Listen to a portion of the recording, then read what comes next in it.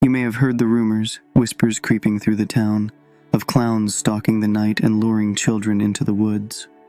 It started as an unsettling story, a mere cautionary tale from the local legends. But for me, it became a nightmare so real it still haunts me, one that I wish I could forget, but will never be able to.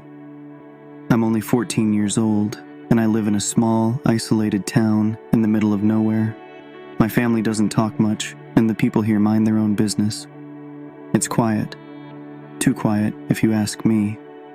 In fact, sometimes it's so quiet that you can almost hear the trees themselves breathing. It's the kind of place where the mundane becomes unsettling.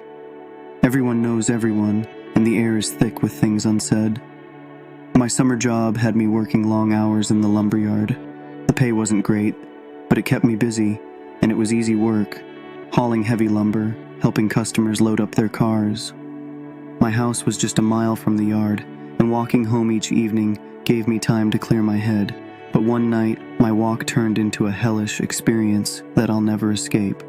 It was around 9:30 p.m. when I left work that night. The moon had just begun to illuminate the winding road, casting long shadows over the fields that stretched out on either side. The trees towered over me, their branches like skeletal hands reaching for the heavens. The town was far behind me, nothing but darkness ahead. Normally, I wouldn't mind the walk. The path is secluded and peaceful, with just the croak of the frogs and the chirping of the crickets filling the air.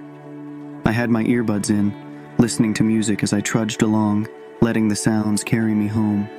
But as I passed a particularly dense part of the woods, something snapped me out of my trance, a high-pitched laugh, the kind that makes your blood run cold.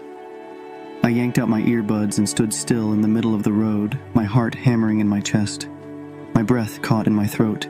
The laugh had been loud and sudden, echoing through the night, like it came from the very trees themselves.